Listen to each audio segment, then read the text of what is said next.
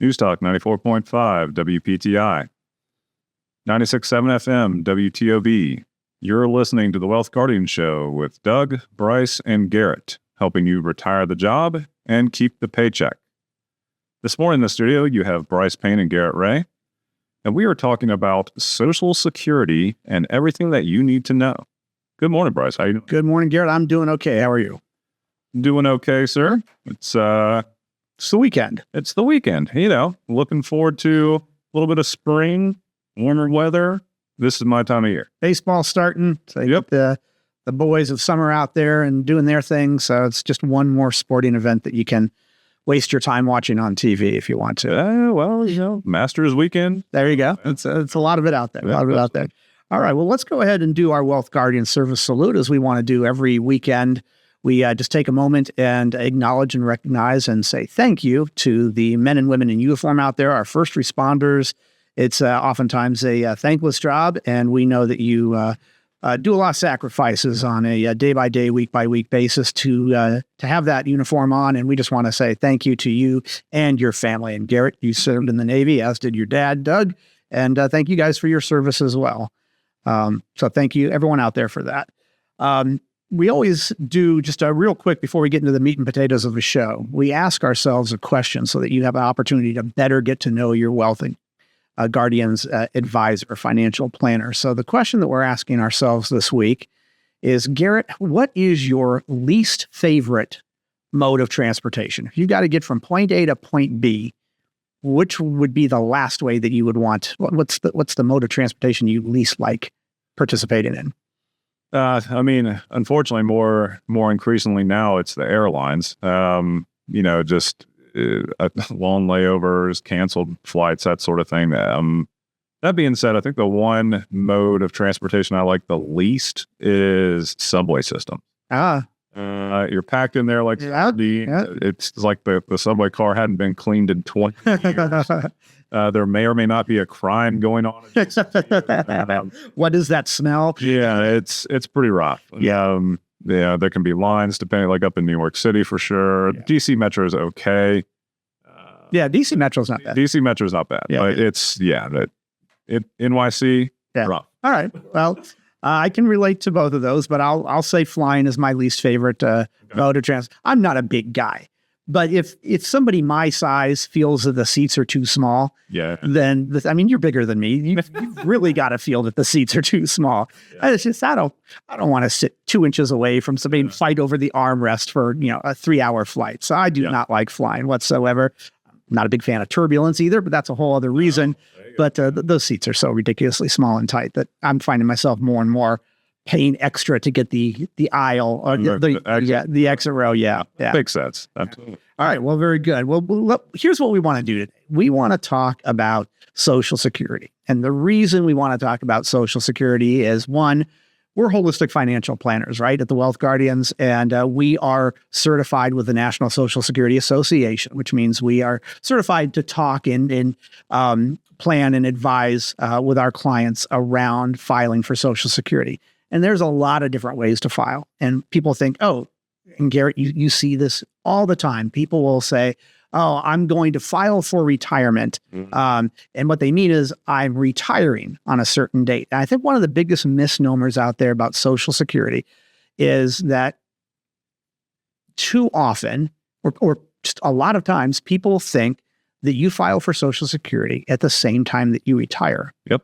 And I see it all the time. There's not a lot to that. And the reason we want to bring this up is twice a year, we do our Social Security and Retirement Seminar. And we're doing it this month now. It's Garrett, the Thursday, the 24th? Yep, April 24th, and then Tuesday, April 29th. And we have those seminars at 6:30 p.m. in Clemens. Now, we do a couple different types of seminars over the year, but this is one of our more popular ones. And the reason that we do it is because if you file for Social Security in the wrong way, or maybe you've even filed in the right way, but you didn't know how Social Security is taxed. And so you do something wrong and you are now paying taxes on 85% of your Social Security instead of 0 or 50% of your Social Security, that can make a massive difference in your income in retirement. So that's why we do this seminar. And if you have not filed for Social Security yet, or maybe even if you have and you filed in the last year, And you just kind of thought, well, I just filed for Social Security at the time that I retired, or isn't that what you're supposed to do? No, it's oftentimes not what you're supposed to do. Now, sometimes that might be the most sensible way for somebody to file, but a lot of times it's not. And Garrett, there's a lot of different ways to file. And yeah, absolutely. Social Security grows 8%, or essentially 8%, from age 62 up to age 70. Yep. Every year that you don't file for it. So it's a guaranteed return of 8% if you haven't filed for it. That return stops as soon as you file for it. Now, you'll still get cost of living adjustments every January if there was inflation, and they'll tag on some cost of living. But this is delayed filing credits is what we're talking about, that 8%. And everybody gets that until they file. Now, it never makes sense to file later than 70 because that stops. So if you didn't file until 71, well, you just lost one year's worth of Social Security benefits. So you never want to do that. Mm-hmm. But if you think, well, I'm going to retire at age 65, but I'm going to file for Social Security at 65. Well, okay. Maybe that is what makes sense to you in financial sense. And it was the most logical way for you to file, then great. But chances are it wasn't. Right. And you at least want to know what your other options were and the differences in your nest egg size that could make, say, 10, 20 years down the road. So you at least want to know, and it might come, you can go to the seminar and you learn some things about Social Security, like when is it taxed at 0%? When is it taxed at 50%? When is it taxed at 85%? What can I do to avoid it being taxed at 85%? You'll learn a bunch of stuff going to our seminar. And you might end up walking out of there and going, yeah, I learned some stuff, but I still think I'm going to file at the time that I thought I was going to file. Yep. Great. Okay, perfect. But at least you know that you got the information to have made that decision the way you wanted to make that decision. Yeah, I think when people enter that retirement age, and what I'm talking about is when they physically retire from their job, people wrongly believe they don't have very many options. And if your situation is one where you are working and you know that your retirement date is coming, let's say it's December 31st of this year, and then starting January 1st of 2026, you're not going to be working anymore. You have zero savings. You are not eligible for some sort of pension. You don't have any sort of retirement account to speak of, like a 401k, a 403b, an IRA, a Roth. No other type of income. No other type of income at all. Then yes, then maybe filing for Social Security the next month after you physically retire from your job does make the most sense. That's probably your only option. That's probably your only option. But there are many people out there that are listening to this show right now that probably have more options than they think. They probably do have some small amount of savings. They may or may not be entitled to a pension when they physically retire from their job. They likely have a 401k or a 403b or an IRA or some sort of investment account. And so what a financial planner is going to do is look at all your various assets. We're going to look at the bank savings, checking and savings account. We're going to look at the different retirement accounts and give you options of what your income stream looks like if you lean on your nest egg a little bit and then file, or if you file Social Security, go ahead and take that benefit and we take a smaller distribution off your retirement accounts. And which one has the longest runway? And oftentimes, Brice, we do find that the delayed filing strategy where someone physically retires from the job, let's say at age 65, they live off of their savings and their investments for 2, maybe 3 years, and then file at a later date, such as 67, 68, all the way up to 70, actually mathematically works out better for them in the long run. And those are called the gap years. And that's a common thing. If your paycheck stops when you're 65 and you didn't file for Social Security until 68, you've got 3 gap years in there. Yep. And somebody might say, well, why would I ever want to live off of my savings? Why would I want to dip into my savings? Let me just get my Social Security. Well, the reason that you might want to do that is because your investments are not guaranteed. Unless you know something Garrett and I don't here at the Wealth Guardians, your investments are not guaranteed to grow at 8%. So think of it this way. You've got 2 buckets of money. You've got your IRA, we'll call it your IRA, your retirement savings. That's one bucket of money. And your other bucket of money is your Social Security. And you dip into that. If one of those is guaranteed to grow at 8% and the other isn't, mathematically speaking, in most cases, it would make sense for you to dip into the pool of investments, a pool of money that is not guaranteed to grow at 8%. Right. And let the one that is guaranteed to grow, Let that sit there, and that's your Social Security in most cases. So if you've got enough assets to go through the gap years yourself, whether it's 1 year or 7 years, in the end, most of the time, that will make more sense on what the size of your nest egg is down the road. Absolutely. All we do is when we go through a planning process with somebody who's deciding if they want a financial planner, if they want to join the Wealth Guardians family, we go over a whole bunch of numbers. It's all math. It really is all math. And somebody might say, well, I didn't even realize you were going to have this part of the conversation. You guys are financial planners. I didn't know that we would be having this conversation about Social Security. Yeah, we're holistic financial planners. Sure. We talk about everything, and we help coordinate and synchronize everything that has to do with money in a household. Absolutely. Whether it's income, whether it's assets, whether it's expenses, whether it's taxes, Social Security, passive income. Maybe you've got a business that you're going to sell in a couple of years and you want to sell it in the most tax efficient way possible. Yep. We help all of our clients figure this out and make sure that they're not doing something that has them turning over more money to Uncle Sam than they have to, or aren't taking more risk on their investments, or aren't paying too much in fees on their investments. Social Security falls right in there with all that other stuff. It's an asset, if you will. It is a form of income that you want to make sure you're filing the right way. So we do this seminar a couple times a year. And again, Garrett, when is it this time? It is coming up. It is April 24th. That is a Thursday. It is also, we're doing it again, April 29th. That is a Tuesday evening. That is at 6:30 p.m. in Clemens, North Carolina at our office.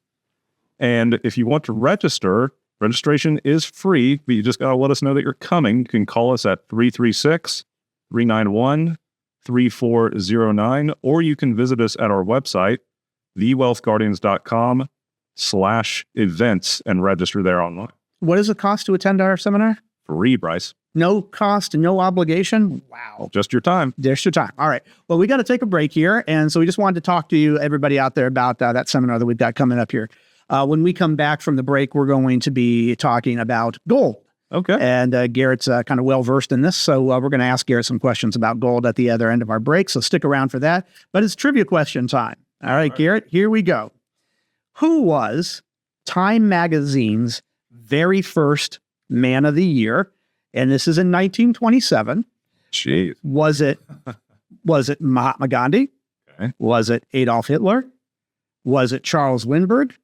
Or was it Albert Einstein? One of those four people was Time's Man of the Year, the very first Man of the Year in 1927. We'll stick around for the answer to that trivia question on the other side of this break. This is Brice Payne. With me is Garrett Ray. We're the Wealth Guardians, and we'll be back in just a minute. This is News Talk 94.5 WPTI. This is 96.7 FM WTOB. News Talk 94.5 WPTI. 96.7 FM WTOB. Welcome back to the Wealth Guardian Show, where we help you retire the job and keep the paycheck. I'm Brice Payne in the Wealth Guardian studio this weekend morning with Garrett Ray. And in this second segment, we're going to talk about gold. It's an investment that a lot of people love. Yep. When they come to us and sit down, they oftentimes love to talk about gold, just like people who are in real estate love to talk about real estate. So we're going to have a conversation about gold. Now, before we answer that trivia question that we left you hanging with and left Garrett hanging with, I've got a couple questions here for you. Are you planning to retire? Okay. I'm going to guess that answer was yes. Have you met with a retirement income certified professional who's also a fiduciary? I'm going to hope that the answer to that is yes. But if it isn't, I'm going to invite you to take us up on a complimentary review of your current retirement plan. As certified retirement planning specialists, we're going to put together a customized written plan with strategies for portfolio allocation, income distribution, Social Security filing, and tax efficiency, and often with the additional benefit of reducing both the risk and fees of your current plan. So if you've put aside at least $400,000 and you want to take us up on this no-cost, no-obligation review, give us a call, 336-391-3409. That's 336-391-3409. Or go to thewealthguardians.com. That's thewealthguardians.com to learn more. Let us show you in black and white how to retire the job and keep the paycheck. Okay, so let's get to this trivia question here. Garrett? All right. Let's rewind the clock to 1927. Time Magazine. Okay. They do, for the very first time, the Man of the Year. Yes. It was either Mahatma Gandhi, Adolf Hitler, Charles Lindbergh, or Albert Einstein, who was Time's Man of the Year the very first time? I guess I'll have to go with Gandhi here. Gee. Now, I mean, they were all good guesses. I mean, they were all very sensible. Any of them could have been. But it's actually Charles Lindbergh. And it was an easy pick for Time magazine because earlier that year, when he did complete it, they neglected to put him on the cover. Okay. So they thought, we better acknowledge that little feat that he did there. Okay, I thought Lindbergh was slightly earlier than 1927, but I could be wrong. Okay, I guess I am. That's what I read anyway. I wasn't there, but that's what it says. So yeah, now Adolf Hitler, I think probably all those people were Men of the Year at some point. I'm pretty sure Albert Einstein was. I know Hitler was. I wouldn't surprise me if Mahatma Gandhi was. So sure.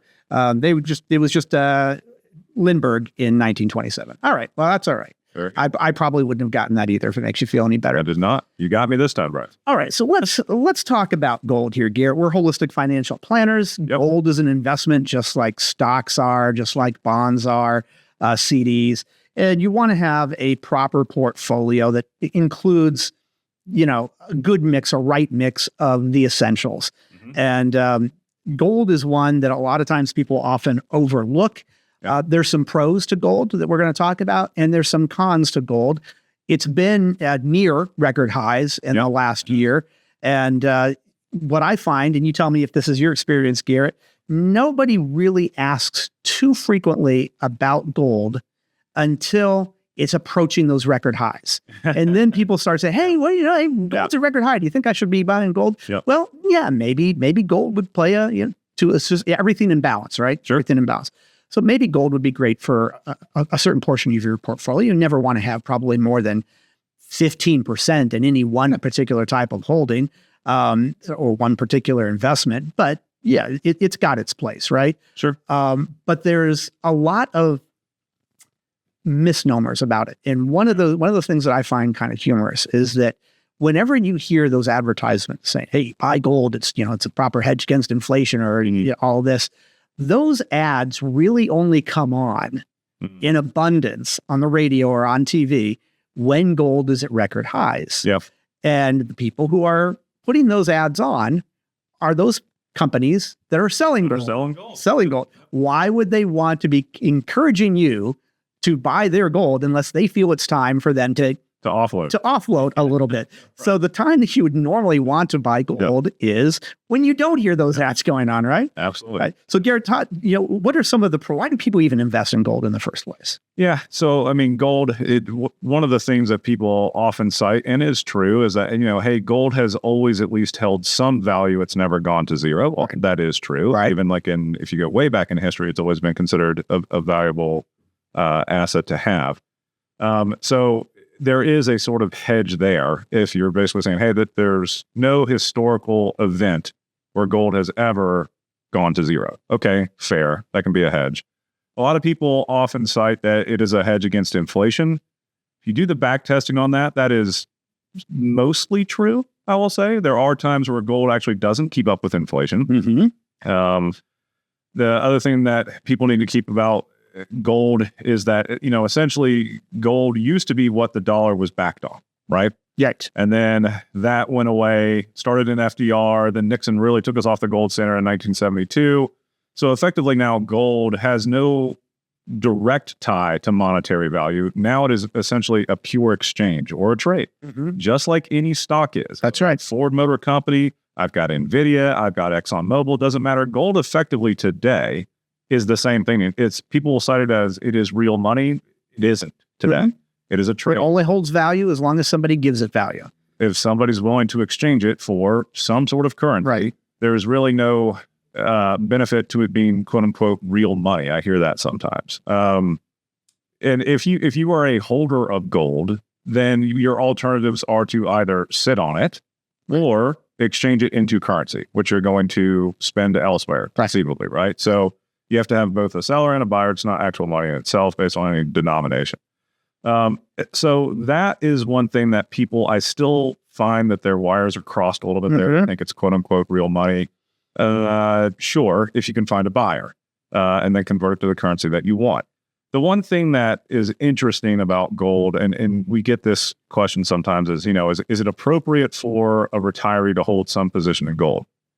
My answer would be, it could be, but it depends on, like everything else, what its position size in your portfolio is. Mm-hmm. I wouldn't want to see someone who's got 70% of their assets tied up in gold. No, or anything for that matter. Or anything for that matter, right. And then the other question comes is, how are you holding the gold? Do you physically own coin or bullion? Right. You got to have some place to store that. Right. Relatively heavy. It's hard to move it around. Or are you willing to hold what's called kind of quote unquote paper gold, where you've invested into a gold-backed mutual fund or an ETF that's supposed to track the spot price of gold? That can be a way to essentially get trade action on gold pricing. That's not necessarily a bad thing. The other thing that people tend to talk about when it comes to gold is that they like the fact that it's a hedge against inflation. More appropriately stated, it's a better hedge against confidence in government.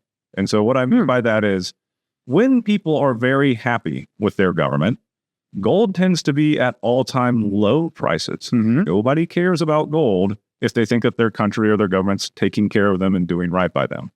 It's when people start to get a little bit restless, a little bit upset, they start losing confidence in government, and they're going to flee to safety to something else, and they flee to safety oftentimes in gold. And so that's when you start to see pricing action go up. You started talking about the more recent gold rise that started back in 2022 when we had a lot of the inflation issues that we dealt with back then.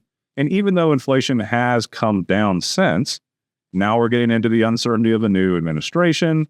We've got certainly a lot of things going on in this new administration with tariffs and stuff that we have people also being a little bit restless, a little bit uneasy, and gold is seen as a safe place to go, right?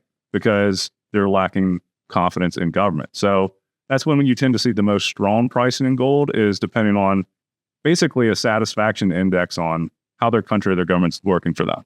Right. So, right. Yeah. If sometimes when somebody says to me, a Wealth Guardians client says, Brice, so I've got this extra $10,000 out there. I'm thinking of putting it in gold. What do you think? Get that question a lot. Yep. My comeback question to them will be, well, maybe, what is it you're hoping to accomplish by investing in gold? Exactly. And more often than not, the client who has asked me that question, and I've responded back with my question, they don't know how to answer that. What am I hoping to accomplish by investing in gold? And a lot of times they'll say, well, I don't know, people invest in gold. Isn't it a good growth vehicle? It's going to go up in value. Well, you and I have done a vault episode. We have, this show is on the radio, and this show, you could go to our YouTube channel. And we also have another series of shows called The Vault. And Garrett and I did a vault episode a couple of years back. And you did a timeline of the price of gold versus the price of inflation. Yep. Talk about that. Yeah, and that basically is talking about, you would think that gold's rate of return or rate of pricing increase would at least meet or exceed inflation in most cases if it was a true hedge against inflation. But we had a time chart that was over the last 50 years, something like 50 that. 50 years. And we found that, it was 75% or so that was true. But there's a whole quarter of market action out there where gold was actually falling below the rate of increase of inflation. So basically you're talking about a hedge that is right or wrong, I guess I could say, 25% of the time. It's not a very good hedge. No, right. And so then it becomes kind of more just, again, a pure trade. If you have trading action and interest in gold, then you could perhaps get a steep rise in price. Yes, but you got to time it. But you got to time it, and you got to be on top of it. And most people who are looking to just, quote unquote, park $10,000 in gold, that doesn't sound like a person who's on the tip of their toes, ready to follow the action in the price trading of gold, right, and can act quickly and have a buyer lined up to offload that gold when the time is right. Right. And again, you're talking about a bet that you have success rate of about 75%. And then when you start talking to a client, then they start, oh, geez, I didn't realize it was quite that low. Right. And so that's something that you definitely need to take into consideration when you're talking about, should I have gold? It's not always a hedge against inflation, folks, when you get the price. It's not, you got to ask yourself, what am I hoping to accomplish by having this in my portfolio? And it might be that something else is going to accomplish that for you better than gold is. Maybe not, But this show is not designed about advice. We don't know you. We don't know what your portfolio looks like. But it's just an interesting investment that is oftentimes misunderstood. And we wanted to just dedicate a segment of the radio show to talk about gold for a little bit. At any rate, we are out of time. Yep. So we hope the rest of your weekend is gold and is everything you want it to be. But anyway, we hope to catch you here next weekend. Thanks for joining us. This is Newstalk 94.5 WPTI. This is 96.7 FM WTOB. Hi, it's Garrett Ray with the Wealth Guardians. Thanks so much for listening to the show. Make sure to check out our weekly series, The Vault, on YouTube. Find our channel, The Wealth Guardians, where we talk about all things retirement planning and cover new topics each week, such as Social Security, tax planning in retirement, and our thoughts on investment best practices, and much more. New episodes air Thursdays at 2 p.m. Make sure to subscribe to the channel so you can get notifications when we release new episodes. We're here to help you retire the job and keep that paycheck. We'll talk soon.